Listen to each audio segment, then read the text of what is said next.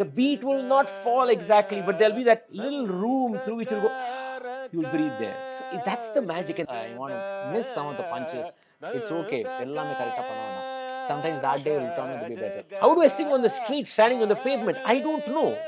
And I'm singing an art form that has never been sung in the pavement. That's the problem. Come home from work, I listen to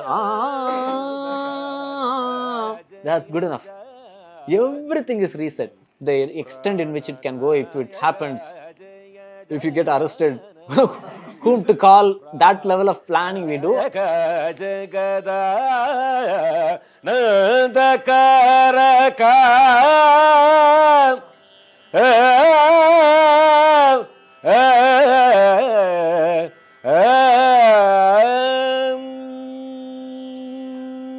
As a fan, someone who's been watching like right from YouTube to actually going to live shows, I see a wonderful arc in your career progression.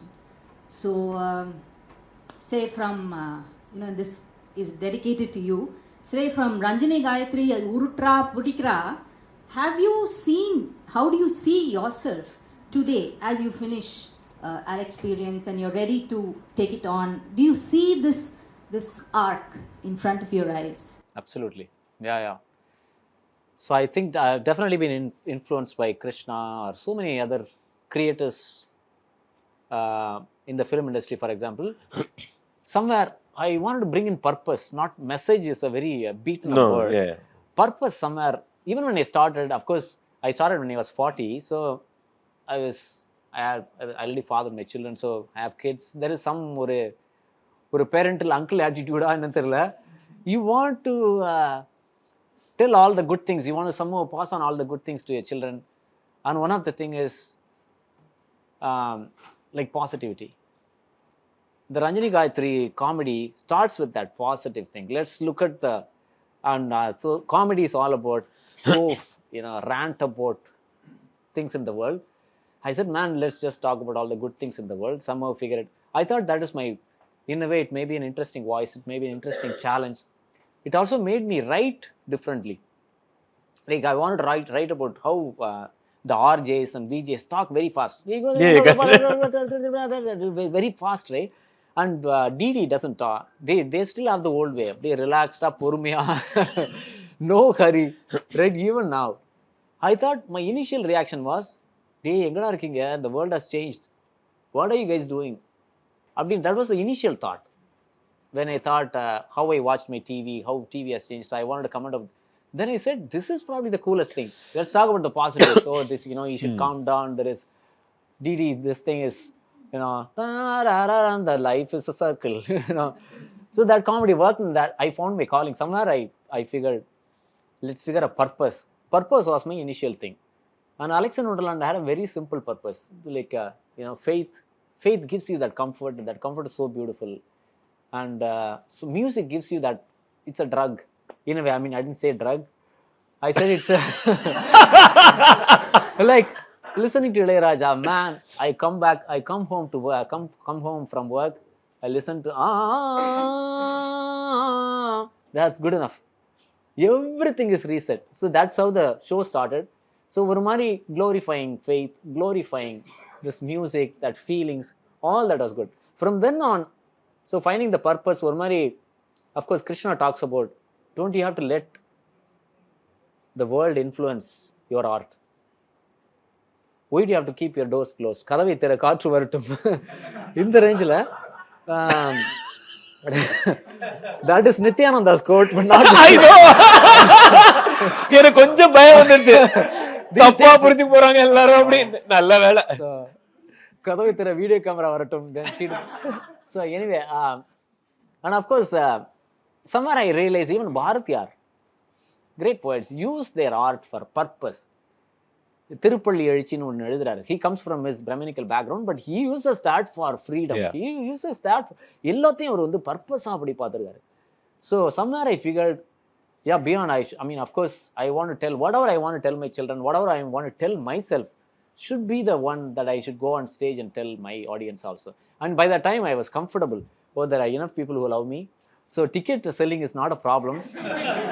Yeah, because there are those very, very practical, professional Yeah. points that we can't miss, right? When you decide to move in a certain direction, right? Ama. Yeah, exactly. So Yeah. the sellability, somewhere I realized I think I'll be responsible. Somewhere I started calling my audience chellams. In my mind, something told me, so take that responsibility. I call my children chellams, so they're all my chellams. And don't get pissed when they have put criticism onto you. They are your children, and take it like you are. I mean, at spiritual level, right? So I have a lot of fights with my mother. I tell my father, இதெல்லாம் ரொம்ப தப்புப்பா, இது என்னப்பா பண்றீங்க? அதெல்லாம் ஒண்ணும் இல்ல, நல்லா தானடா இருக்காங்க. No, இதெல்லாம் ரொம்ப தப்பா பண்ணிட்டோம். So when I have a lot of these fights, but we are still father and mother, and we are still a family. And the mari will just mentally assume they're all my people. I'll never go away from them. I'll still go ahead and tell this. They're going to scold me, but I'll still somewhere stay put, and they will know that I'm there. The short answer is I think I've I mean, I figure every time I write, இது ஏன் சொல்றோம்? சும்மா just, is there a purpose to it? Somebody told me, they figured, okay, this Machan, your formula is you say crack a joke, even pull a person down, then you sing a song, then you say some nice things about that person, that's your set. So some joke, some music, some good nice thing they want to hear. Even in worst situation, you can figure something nice. Somebody said that's your formula. அதுலேருந்து I am not able to get out of that. The moment I realize, every time I write, ஐயோ formula வருதா? Then I realize it's there. It's like talking to a child. So you have to parent. You are telling something very very hard for him to accept. Then it ends with a big hug, because you still want to hold on to your child. எனவே அதே மாதிரி தான் அப்படியே when I write my set also, I think it finishes with a hug, or I try to do that. இப்போ வந்து Donald Trump அதுக்கப்புறம் பெரிய comedian தானே? ஆமா.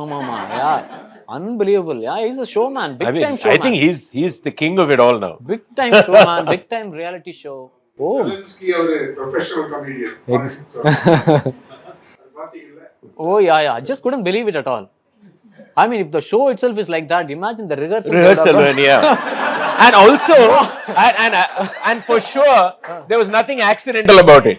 Nothing accidental about it, like your show. It's not just, I couldn't believe what would have happened in the green room with that guy. And I mean, you can imagine, இதுக்கு மேல என்னால முடியாதுன்னு then he started telling. India counterparts? We have counterparts, of course. Yeah, showman. Yeah. At some point, you need to be a showman, but then you need to back it up with some stuff somewhere. Yeah. I think the bigger problem is when you completely believe that is you, and wear it 24/7, literally and metaphorically. So I want to ask you this: the music that you practice in today is heavily composition, right? It's heavily dependent on lyrics, and the lyrics also propagate a specific school of thought. So there is a sense of irony inside the music. So how do you deal with that? I think that's been my work for the last decade. But the compositions I don't sing are not just a one school of thought. That's fundamentally why I worked on creating a repertoire that kind of contests my own repertoire. So there's an internal contestation happening every time I sing. And there is maybe a little roughage created over there, right? And there's a little discomfort there when you place a composition that's from a completely different social environment or even cultural environment, or a thought process that challenges, say, another composition. What are the things? A reason why I started working on other compositions was to allow for different voices and discourses to come in the music that I sing, and allow for whatever that is happening to happen. Right? I have a different take on the role of lyrics at all. That is a far more complicated conversation. I'm not going there. But I'm saying, even if you're looking at creating a repertoire, I think we all should. I think it should be multi-religious. It should be multi-socially representative. It should have voices and dialects that are not heard. There's one composition that Murugan wrote on manual scavenging. It was the toughest composition for us to work on, because both of us were like, who are we to write about manual scavenging? or sing about it, right? Neither one of us know what it means to be. So we debated this over 2 years. What is the tone? Yaar pesaranga indha paadalla? Who is speaking? These questions went on, and finally we wrote a song, right? And anyway, I started singing the song, and I tuned it in what we call a very classical raga. It was as uncomfortable for me to sing it initially, because my imageries of that raga and the songs associated with the raga were all clouding my head. So it was like, so people don't realize that the artist who is engaging in this is also struggling, by the way. I'm also struggling in the process. I need to also pass that threshold. It took me 6 months to pass the threshold and then breathe the song like I will sing any other song. So you are also, and that's an incredibly fascinating process that you go through internally. So I sang this song. I sang in many concerts. I sang in one concert, and a person in the audience came and said, very nice concert, blah, blah, blah, blah. You know, but there was a big problem in that song. So I said, what? He said, the song is such a sad song. The song is about the struggles of the manual scavengers, and they are asking the question saying, we are also human beings, and describing their work. And I hear the audience going, aha, and I find that really wrong. And I said, that's a fascinating observation, that the meaning of the song was kind of contradicting the what I will call melodic beauty that was coming. So this was a tension. And I said, you know what I said? I said, you know what? As long as you experience that tension, the work of art has happened there. You're most welcome to criticize me and said, no, it should not happen. But you felt that tension, right? That word ko Bhaivi romma nalla irukku, Bhaivi kaha solren, but on the word la vandu ipdi solranga. How can these two coexist? And I'm not able to handle it. I said, that my work is done. You deal with it. I have nothing else to do. I think that's all we try to do in art. We try to present it in a manner that you will grapple with it in whatever way you will. You may ignore it too. It may not reach you also. That's part of the game. That's part of what you do. So that's all we can do, actually. Hi. So I wanted to ask, you've seen, both of you, you've seen extraordinary amount of success. Growing up, what pushed you? Was it a desire for joy, which is what we talk about, right? That, oh, you must chase joy. Was it that? Was it a desire to chase excellence? Because let's be honest, joy and discipline, I don't know how well they mesh. So what really propelled you, and how has that changed? Because now I imagine you're not really chasing excellence for excellence sake. So how has that shifted for both? I had a corporate job. I had a lot of enough comfort, but then I wanted to try this out for a couple of years, and 3 years. I had savings. For me, it was not difficult at all. So I thought I'll do this gig for sabbatical. I told myself this is sabbatical. I earned it. I worked for 15 years. I've saved. I'll do this for 3 years. If it doesn't work, I'll go back and find a job. And it's been 10 years. So for me, it was I came here for joy. ஸ்டேஜில் போய் நம்ம சொல்லணும், எல்லாம் clap பண்ணணும், ஹிந்துல review வரணும். ஒரு நிமிஷம் வந்ததுங்களா? இல்ல கேட்டுக்கிறேன், இவ்வளவு சொன்ன அப்புறம் வரலன்னு சொன்னாங்கன்னா ப்ரொடியூசரை சாக் தான் பண்ணணும். அப்போ Senior wrote some brilliant ones that I will cherish for the rest of my life. So yeah. So that's all I seeked and I got it. That's when that's when you start getting old. Then you realize, what am I telling my children? Go crack some jokes on her hairstyle and clothing of women and move on? Or appadan vandu I think your age or whatever, some you start writing some purposeful, or whatever is purposeful to you, whatever is meaningful to you, start finding some depth to what you're trying to do. Yeah. That happened. I think it's slightly different from me than him, because I started very young in my life. Did I want to become a musician? No, I wanted to become an economist. That was my dream. So I wanted to be an economist. I had laid out this career trajectory for me, Delhi School of Economics, LSC. This was the way I wanted to go. But I used to also sing. At some point, people said, you're talented, what are you wasting? Sing. So I said, okay, I started singing concerts. Long story short, at some point of time, I had to make a choice. It's interesting what he said, right? He will take a sabbatical for 3 years. My father told me exactly that. So I went to him and I said, Seri, I finished my graduation in Viveka here. I said, I want to sing, what shall I do? And we came from economic comfort, so that was not an urgent need. If that was, I probably would not have taken music. I probably would have studied and or got a job for some time. I probably would have done that. So that's a great benefit to make these choices also. Let's keep that in mind. So my dad said, basically, try it for 2-3 years. Seriya vela seya poi thirumbi badi. Idhe da sonnaru engappa. Exactly what he said to himself, my dad told me when I was just out of undergraduation. And I think initially, honestly, it's the thrill of performing. It's just, and you want to be famous. You want to travel the world. Let's be very clear, right? You want to travel the world. And it was, I won't say there was no joy. I loved singing. I just bloody loved singing. Anybody asked me to sing, I'll sing anywhere. I was never afraid of singing. So this was something I loved doing. But added to that is you being on stage, attention. And I loved it. But I think at some point is when I felt that, okay, fine, I know how to sing, I know how to make you happy, I know how to get the applause. I can do it for 60 years of my life and make money. But why am I singing this music? And then things turn on its head. For me, it turned literally on its head, right? I was the darling and basically flipped. But for that to flip, I went through almost a decade of a lot of internal churning and, trying to understand my craft, not even my craft. See, another thing, after a certain point, your craft is at a very high skill level, okay? You can do all that you want with that skill level of craft. You can sell it for the rest of your life because you built it up there.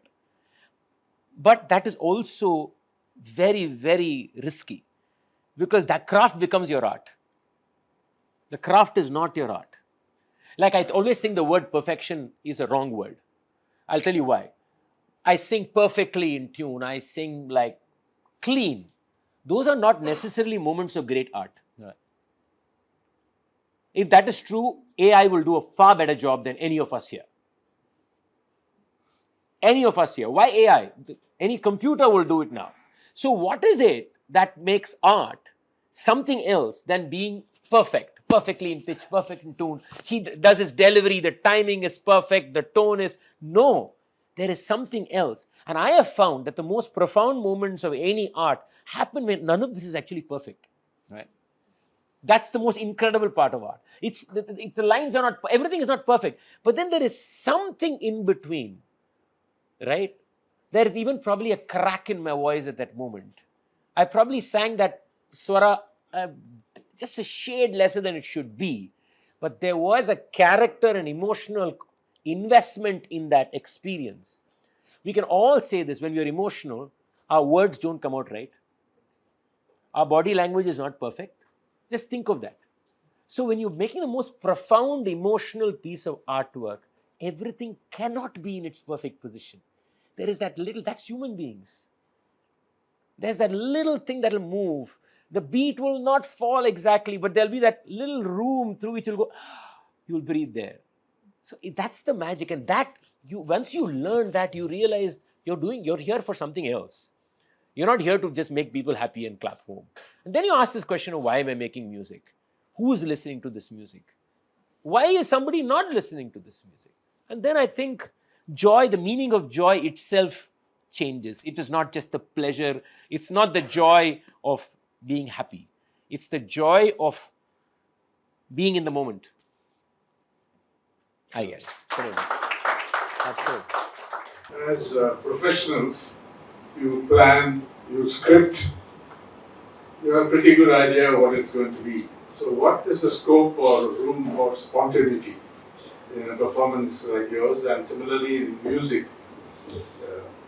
Carnatic music, I think, allows more scope than perhaps Western classical. Yeah. This is the impression, even though there is in both.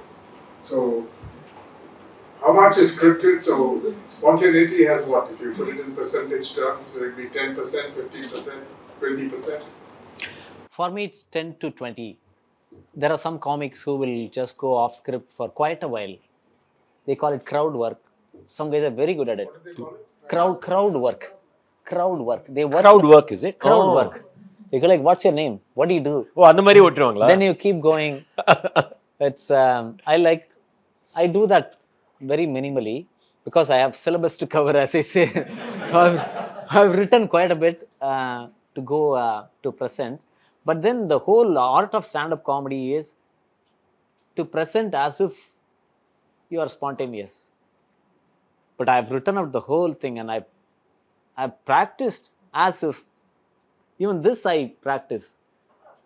Like whatever I'm going to say in the first line, I walk in, today is a glorious day because we have a Christian hanging out in the Hindu office. I practiced so many times and tried to say, because that's the first joke, people have to giggle to set the tone.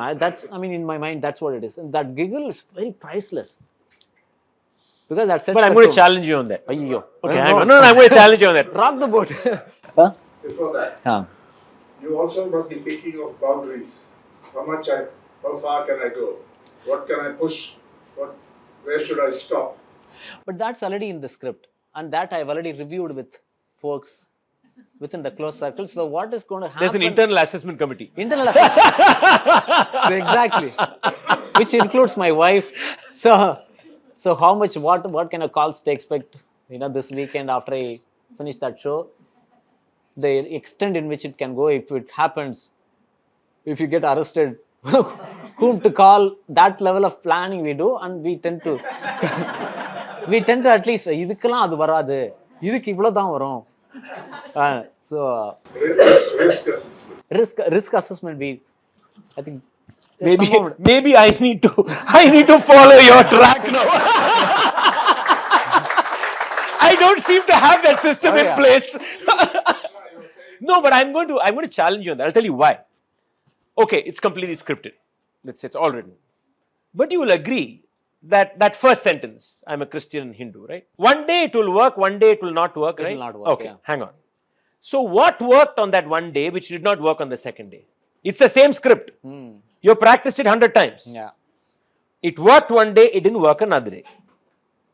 That's spontaneity, isn't it? That's spontaneity. So I'm saying even the script, he can't, even though he has practiced 100 times, something happens there. Even if you know the dialogue, even if I know it, I'm just saying spontaneity is not just about saying something new necessarily. It is saying something in a manner that it opens that space for laughter at that moment. And I think that is still spontaneity. That's why I'm saying I'll challenge you. So how do you say that line that day in that spot? Yeah, I think that's a very important, I think that's true of music too, which is why I challenged him on that. In my case, I've always been a person largely who loves to go to a concert with a blank slate, with nothing written on it. I love to. Nobody, they know me. But they've been with me for a long time. We know each other's minds, musical minds, right? Yes, it doesn't mean I will block my mind if I think of a composition to be. I won't do that. But I would try to just be as blank as possible, get on stage, and actually in that moment say, okay, what shall we do? That is the way it works for me. And that's the way when I start a raga, when I start a concert, there's that little note that I'll suddenly spot. It's actually physically there for me. Wow. It's right. And I'll say, okay, let's go there. And then I'll say, okay, let's see. And then just say, let's see what happens. So it's possible nothing will happen, I collapse. That's possible. But that's just, again, my trait. There are musicians who plan the entire concert too. But as I'm saying, it's not about the newness, it's about that moment, that space like clicking open. And it'll just click open, in a manner that you can't describe how it is. But there is a prep for it. There is a mental prep. The mental prep is how much can I be in a mind space that opens up this possibility. Each artist, I think, has a back green room kind of a prep or a home. Like, I don't like to talk. Or for me, tuning the tambura is that moment. When I'm tuning the tambura, the 4 strings, and they come together, I'll wait till they come together, 20 minutes, 30 minutes. I've tuned 2 tamburas for 2 hours once. Literally 2 hours. In the concert? No. Illa, adukku dhaan varanam paadran naanga. Krishna will tune the tambura, hold on. So actually, I experimented with another thing. I experimented with this idea of tuning the tambura with the screens open with the audience there. The point being that they too must learn to keep quiet while I'm tuning it. And you can also be tuned to the tambura. And I'm telling you, actually, it works magically. Because if you tell the audience, remain quiet, it's going to take 10 minutes, don't talk, you tune the tambura, they actually come into the space with you. Right? So, in a way, it is about creating that space. So, you do that in the green room. You don't talk. I mean, I'm a guy who speaks a lot, who doesn't speak at that moment. So, little things you do. And that, I think, opens up spontaneity, opens up you being free enough in your mind. Yeah. So, I think even the most planned musician or the planned person is allowing for this flexibility, definitely. But I've also seen you, till you get on stage, people keep talking to you in public spaces. Yeah.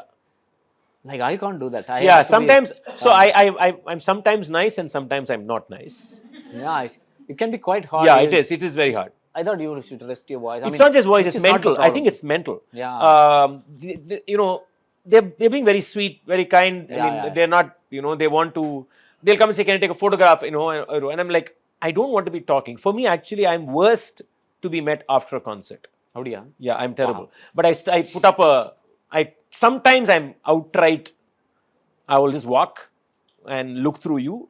But it's not because it's you. I just want my space after having sung for 2.5 hours and I just want to go home. Or I just want to get out of there. Right? But it comes out as being arrogant or being, you know, not being kind to your listen. No, it is not that. It's an exhausting experience to making music. Mentally and emotionally, it's exhausting. And sometimes you just need that time for yourself. I mean, sometimes, but you don't, like you said, you don't get it. You just go with the flow and you deal with the consequences of being rude.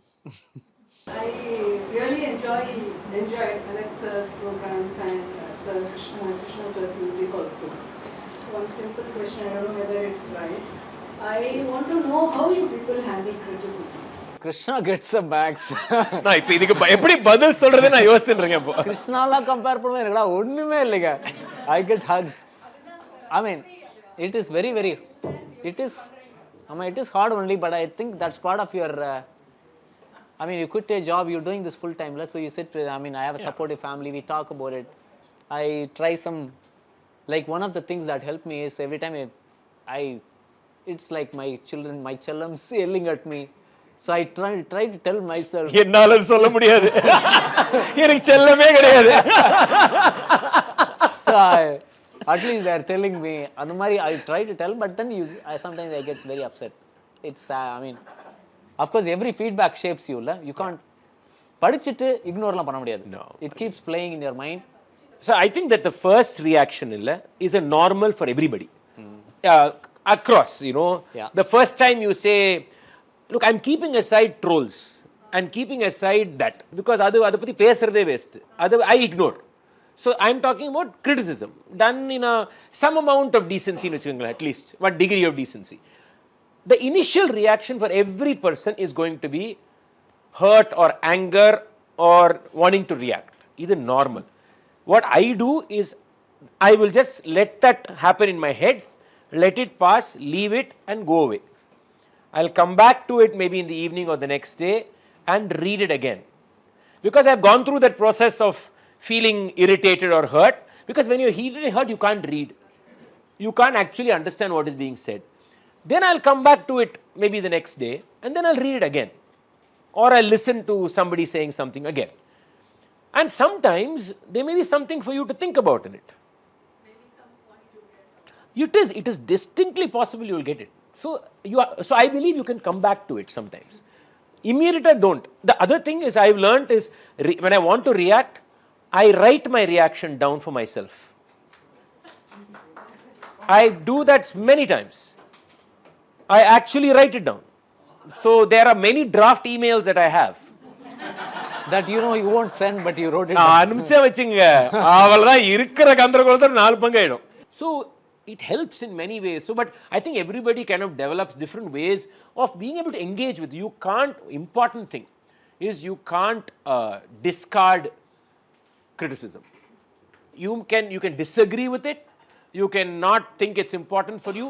But there is that conversation with criticism that develops. And whatever comes out of it, comes out of it. Doesn't. What happens if you don't respect the critic because you know the chap is Yeah. So, that the Hindu has had music critics in the past. and we have had an argument about that. Krishna is saying, but some of them are quite pompous. And That's an understatement. they also gave kacheris to which Vidwans would go. They're expected. Yeah. Musicians really felt hurt. Oh yeah. Now I realize, not just Krishna and this. And somebody said a collective depression descends on the music academy if so-and-so turns up. So when I was editor, we somehow managed to keep that critic out. No, I think that is also part of it. Like sometimes you also develop respect for a certain critic, or you don't think the person, that critic does not know enough to write. I think that also happens. But I think that's why I think that the first time you read it, you must just read it and let your emotions flow and let your irritations rant at your home if you want to. Call your best friend and say, என்ன ஆனாலும் ஒன்றும் தெரியும், என்ன எழுதிருக்கான் தெரியுமா, உனக்கு காம்பு வச்சுன்னா என்ன தெரியுமா, இதெல்லாம் பேச்செல்லாம் முடிச்சிடலாம்.